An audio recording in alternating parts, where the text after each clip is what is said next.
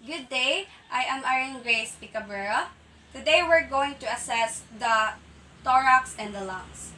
So, for the equipment, we have the stethoscope, skin marker, and last is the centimeter ruler. So, we're only going to assess the posterior part or the back part, and then the lateral or the side view of my patient.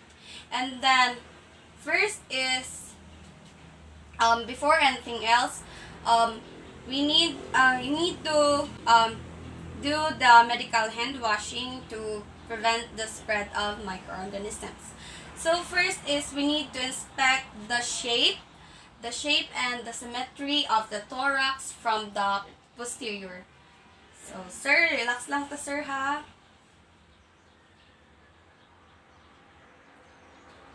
So far, I don't observe any unusualities. And then, next is we're going to inspect the spinal alignment for deformities and have the client to stand from the lateral position, and then observe the client from standing and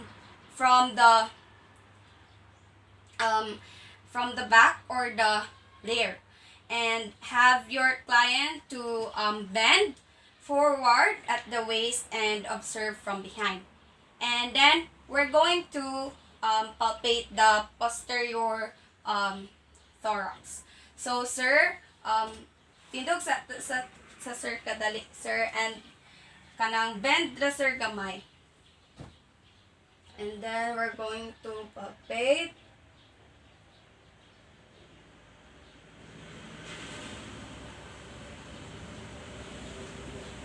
Pwede na kamulingkod sir, balik. So for clients who have no respiratory complaints, rapidly assess the temperature, integrity of all chest, and then the integrity of all chest skin.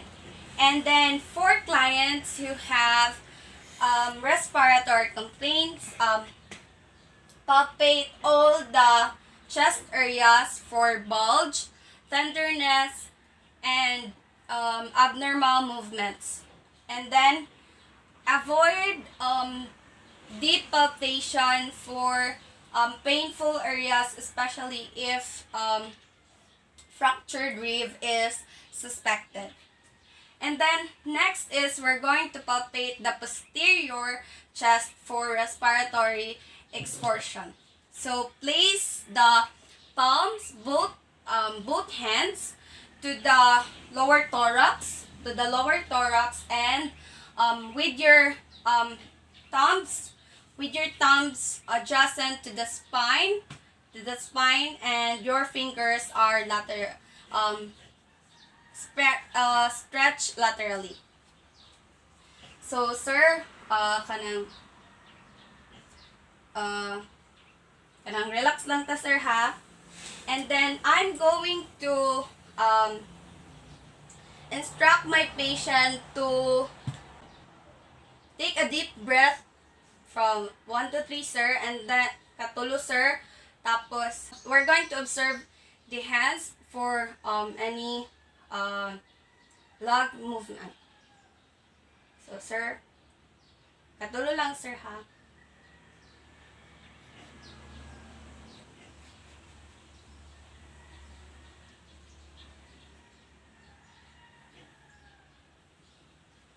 Next is we're going to palpate the chest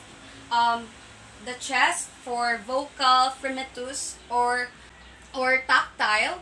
So, and then I'm going to instruct my patient to say 1, 2, 3, and then place the palmar surface of your fingertips of the ulnar aspect of your hand on the posterior chest. So, this part, starting from the near apex of the lungs. So, next is I'm going to ask my patient to repeat the word blue moon or 1, 2, 3. And then repeat the 2 steps, moving your hands sequentially to the base of the lungs. To the base of the lungs. And then, sir, kanang pag kung i-ano na ako ang kamot sir sa imuhang likod sir, mag-ingon ka sir og 1, 2, 3 sir ha. Okay, sige. Okay, what? Sige, 1. So, we're going to ask the patient to repeat the words blue moon or 1, 2, 3. And then, repeat the 2 steps sequentially, moving your hands to the base of the lungs. And then, sir, kanang pag ilapad na ko akong kamot, sir, sa imong likod, sir, palihog ko, sir, pag ingon og 1, 2, 3, sir, ha? Okay, sir. 1, 2, 3. 1, 2, 3. 1, 2, 3. 1, 2, 3.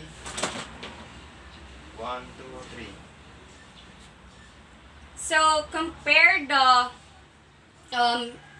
the fremitus on both lungs and between the apex and the base of each lung. Either using one hand and moving it from the side of the client to the corresponding area on the other side. And then, or using 2 hands that are placed simultaneously on the corresponding areas of the chest. So now we're going to percuss the thorax from each side with a zigzag or laddered pattern. So, sir ka, mugunit ko sad sir ha, kanang relax lang. Relax lang sir.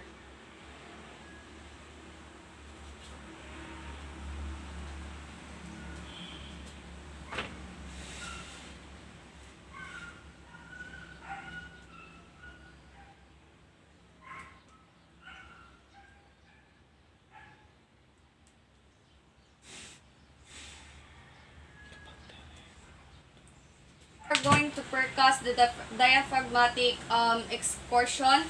Here we are going to mark the full expiration and the full level of inspiration if the ball is heard. And then we are going to do into the opposite side of the chest. Sir, pwede sir muhingas ka sir og lalom sir tapos exhale nimo sir. Kanang inhale sir tapos exhale din sir ha. Okay. Sige sir.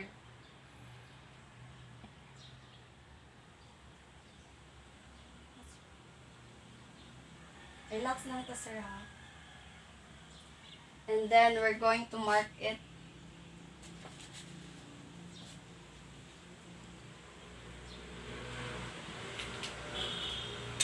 And then, sir, kanang, pwede sir, pag hinga nimo sir, kanang, i-hold sa sir, kadalik lang sir.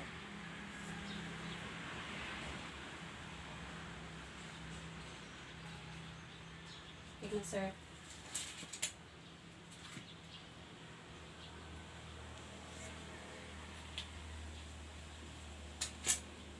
And then after that, we're going to measure it using the centimeter ruler.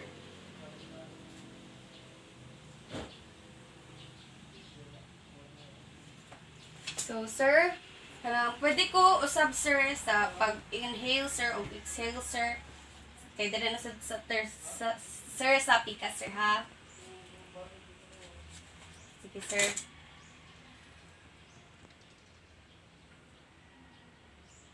Sige sir.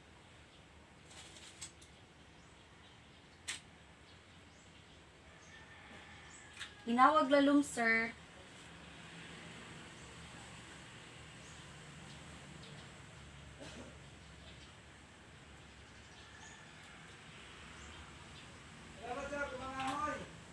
So now, we're going to measure it using the centimeter ruler. And they are the same, which is 4 centimeter.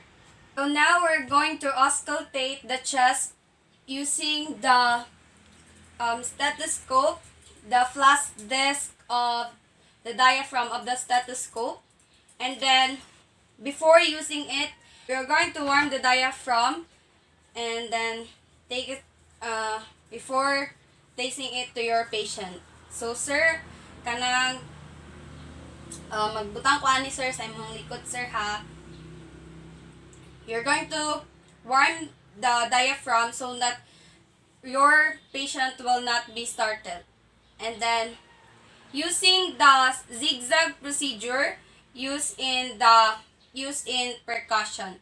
And then, I'm going to ask my patient to take a slow, deep breath through the mouth, and we're going to listen at each point to the breath sounds during a complete inspiration and expiration. So sir, kanang ang imong ginhawa sir kanang ananay lang sir, ha. Sige sir.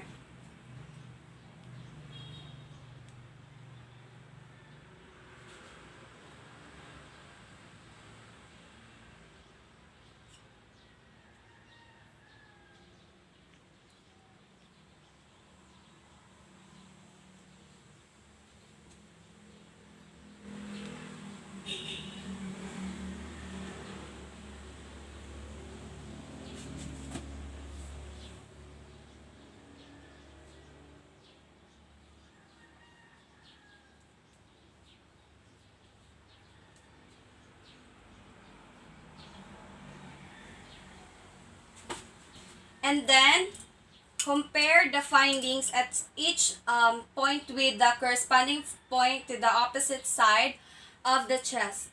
And that's all. Thank you.